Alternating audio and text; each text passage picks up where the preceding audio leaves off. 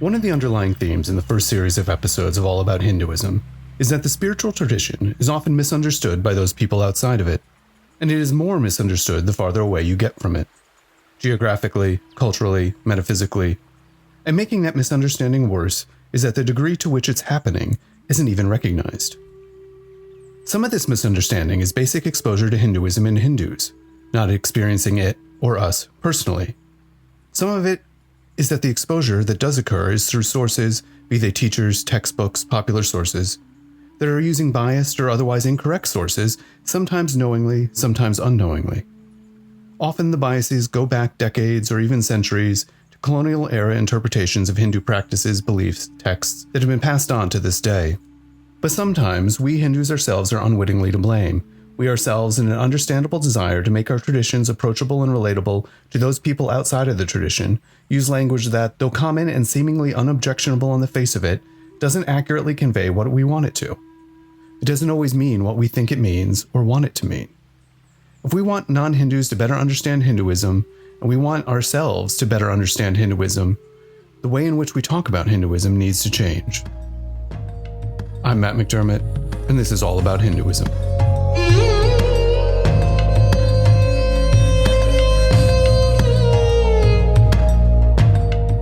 Let's start with the word Hinduism itself. Now, we're not going to be changing the name of the show, and as I've said many times, meeting your audience where they are in terms of familiarity and level of understanding is often of equal or greater importance than explaining things in a way that satisfies the most experienced scholars or students' desire for accuracy and nuance. There are many things in the first 13 episodes of this show that were explained in simplified manner because of this. But that said, the word Hinduism isn't always the best term we should be using. Here's the Hindu American Foundation's Dr. Vijay Satnarayan. Hinduism, as we receive it, is a word that comes with a very specific referent. The word Hinduism refers to a world religion. However, it's not a singular world religion. We go to classrooms and we study this Hinduism, this world religion, and we're given the basic parameters of it. But we then, for example, go to a place where Hindus are. And we do not see exactly what is being proffered in the classroom as the definitive understanding of Hinduism. We don't see reflections of that in what we're encountering in person. And the reason is, it was a reverse process. The notion of a world religion was created, and then Hinduism was a term given to catch all of the different Indian traditions that are there. Two really important parts of that word, Hindu and ism. What's Hindu in this? Hindu was an old world referent to, let's call it the Indian civilizations. Let's call it all of the peoples, all the different tribes, all of the clans, all of the different regions that were basically situated between the Indus River and the Ganges River. Of course, that's a very, limiting thing, but at least geographically, you can kind of visualize it a bit better. Let's talk a little bit more towards, where Afghanistan is now and more towards where Myanmar is now. So the civilizations of the peoples that lived there were in the old world referred to as Hindu. We came with that word all the way through to the British times, with foreigners calling people from that place Hindu, or their various language equivalents of Hindu. And then the British came at the same time as the concept of world religions was being developed, and we suddenly get the ism. So we get an ism attached to the Indian civilizations, and suddenly that's being presented as if it's a world religion. Of course, that's wrong. So let's go back a little bit. We're talking about 4,400 different tribes and people groups that existed in the area that we roughly call ancient India. Each of those tribes and traditions have their own way of being. Those that formed nations together, those that formed confederations together, they might have taken on new identities, and as kingdoms, etc., grew, or as republics grew, as they did in ancient India. When Huasheng came from China and did his travels through Buddhist areas of India at the time, he said that I've come to a place of 70 kingdoms. 70 kingdoms. So to presume that the people there are all practicing this one so-called religion, we can't do that. But also, we can't go around naming the traditions that may have been being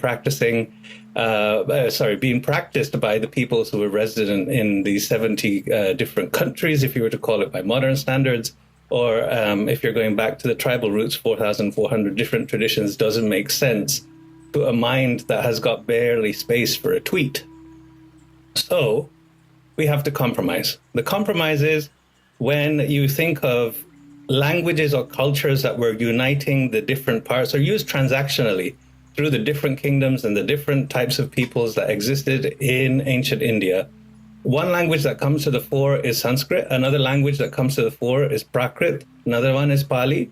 Another one is ancient Tamil. And a few other languages that were used as regional and interregional languages. And in all of those languages, you get the word dharma come up. And dharma refers to a tradition, that which sustains in this specific use of the term. And if you look into the traditions themselves, when they're explaining their tradition to somebody else who speaks Sanskrit or Pali or Prakrit, for example, they're using the word dharma. This is our Shaiva dharma. This is our Kaumara dharma. This is our Vaishnava dharma. So, even the other dharma traditions, Bauddha dharma, Jaina dharma, even Sikh dharma, in the Guru Granth Sahib, the word dharma is used just as commonly.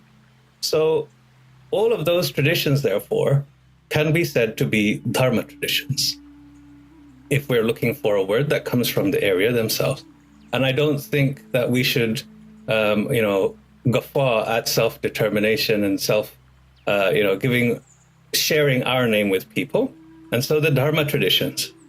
But the Hindu dharma traditions is a little bit of a compromise. And that's because Buddhism, Jainism, Sikhism, Zoroastrianism, those have their own world religion identities today.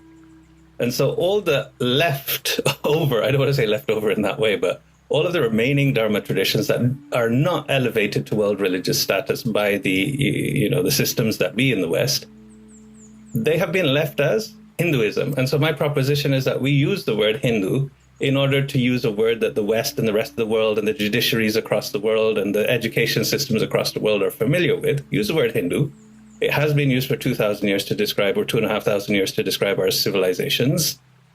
Use the word Hindu, but put back in the word dharma and use the word tradition. It gives you the understanding that we are not an Abrahamic religion, but we are a set of very different spiritual traditions that have their provenance in their origins in ancient India. So, Hindu Dharma traditions is more encompassing than the word Hinduism. Fine. It's also a mouthful, and it well may get a cockeyed look from the person you're speaking to, at least the first few times you use it. Other words we often innocently use have origins and implied meanings that don't correspond with the actual Hindu concept being referenced. Even a very basic word like God, one which I imagine nearly every person who listens to this podcast uses without a second thought, it doesn't mean what we think it means. Well, at least reference what we think it means. God comes from an old Germanic word, and one which doesn't map onto either theist or non-theist Hindu concepts of divinity, either the monotheist concept of Ishvara or the non-theist concept of Brahman. Here's Vijay again, in a clip from HAF's What's in a Word video series. In Hindu traditions, across the board, there is the recognition and understanding of the centrality of the concept of Ishvara. But there is also the concept in the philosophical schools known as Brahman. So we're going to deal with those two concepts and then see if God actually maps onto any of those two concepts. Okay? So, number one, Brahman is a non-theist philosophical concept that is not simply a being. Ishvara is a monotheist concept. Sometimes Brahman and Ishvara are equated in our traditions, but in others, they're clearly distinct. Nevertheless, Ishvara is the impulse of existence, and we could think of it as God, but the monotheist Hindu traditions of Shakta, Shaiva, Vaishnava, and Kaumaram, even the Smartas, they venerate Ishvara as supreme and give Ishvara their devotion. But there's an issue. Ishvara is not the creator, and so Ishvara cannot match the definition of God. There are multiple universes in Hindu understanding, and each of them have a creator, and that creator being is known as Brahma or Prajapati. he's not supreme in any of our Hindu Dharma traditions.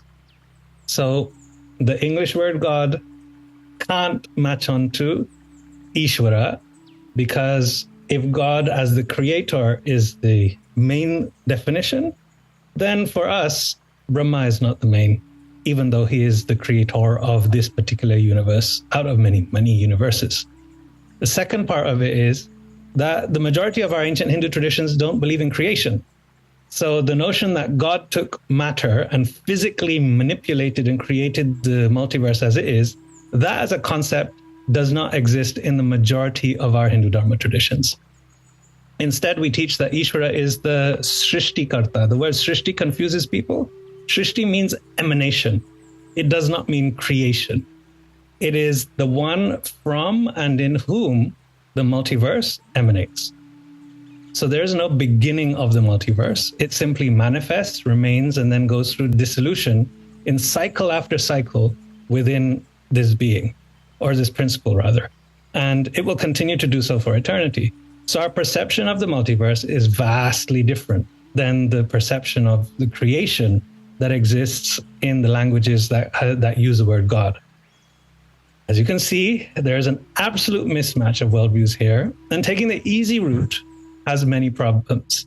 One of those, especially when moving to the Western world, and of course it's common in the East, I must say, but if we are seen not to be worshipping the supposed correct God, we would be accused or thought of, if not outright accused, of worshipping a false god, false gods, and thus be labeled polytheist, heathen, or heretic.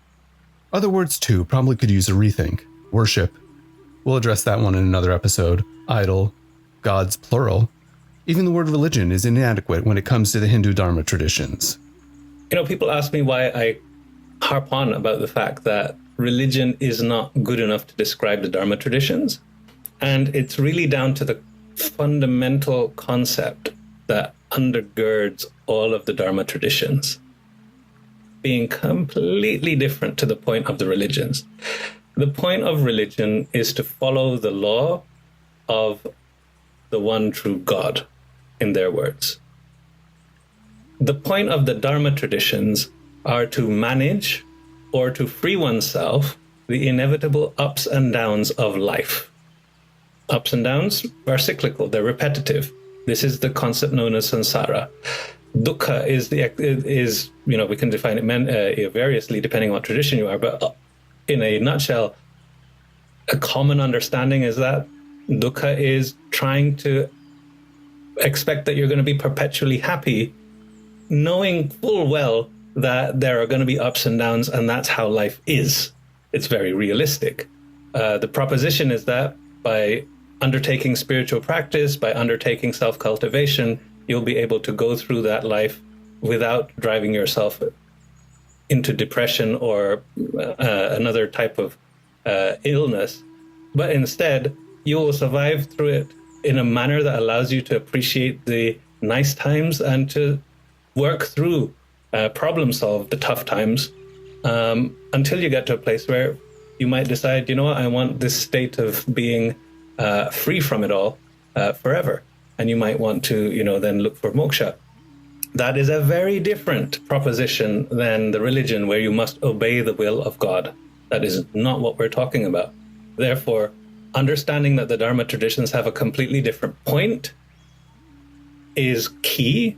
And then you can start talking about, well, if the point is to escape or manage the ups and downs of life, whether there is a divinity or not doesn't really matter. In religions, of course, there is God, and then there's this whole thing about, not believing in God or believing in the wrong type of God or whatever shoe fits. That's not something that's going to preoccupy us. Dharma traditions, understanding them in that way, validates people to try their own ways, try to understand better, take on the traditions, discuss them. It's a completely different ecosystem. Disagree with them, debate with them, experiment with them, and formulate under the guidance of people who are there to help a way that makes sense to you to progress in this life. That's not the same ecosystem that's fostered by a religion. That, for me, is one of the major reasons that I'm keen on Hindus understanding dharma traditions is maybe what we're using for shorthand as a religion, but it is not what we're talking about. Get the concept. That's a lot, I know. The point is that some of these have been used in previous episodes of this series, and won't be going forward. If we Hindus want others to understand our beliefs, practices, philosophies, then we need to do a better job of using accurate language in describing these things. How then should we start actually talking about Hinduism differently? Remember at the start of this episode, I said that you always need to balance full, detailed accuracy with meeting your audience where they are, as well as the context in which you're speaking or writing. Maybe alternate between saying Hinduism and Hindu Dharma traditions at first. Maybe say something like, the Hindu Dharma traditions, what's more commonly called Hinduism, can work. For other words, especially when the audience may well be unfamiliar with older terminology anyway, no such transitioning of terminology is required. Just stop using the older or more common word and use the better one immediately. Always using murti in place of idol, for example. In place of God, use supreme being or ultimate reality, depending on whether you're referring to concepts like Ishvara or Brahman. One final thought on why this is about more than wordplay. Here's Vijay again. If we're really trying to rebuild the systems that allowed our civilizations to flourish, our spiritual teachings to flourish, our spiritual pathways to flourish. For me, personally, I'll just say that I'm not really interested in the civilizational import of all of this. I'm really interested in what it means for one's spiritual journey. If we are simply saying that right and wrong, all of these different categories that come from very judgmental mindsets, the mindset that's developed when you have the answer and nobody else has the right answer. If we continue to talk about things in that way, we're going to be calling, our tribes and regional ancestral traditions that do, for example, they do the sharing of the meal. They will share the raw ingredients of that meal first. They will venerate the deity of their tradition, present the raw materials, and then go and cook it. We would go and call that superstitious. We would call it ourselves backwards. And I noticed this trend within Hindus that we're not really exemplifying the broad-mindedness that the dharmas are supposed to inculcate. When I figured out that it was because of language and how the categories of a civilization are conveyed in a language, we have to really examine the fact that in our measuring up of everything from the Dharma traditions, their languages, their cultures, to the Western standard, we have also allowed Western categories to boot out dharmic understanding and masquerade around as if we're doing things right. That's not the way. We need to change.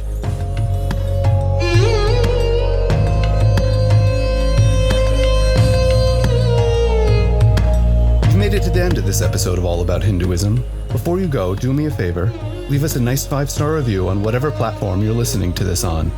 Please also subscribe or follow us so you can get all the new episodes the moment they're released.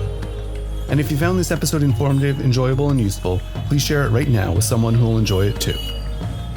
Finally, you can help ensure that more of these get made by making a donation to HAF at hinduamerican.org/donate. Thanks for listening.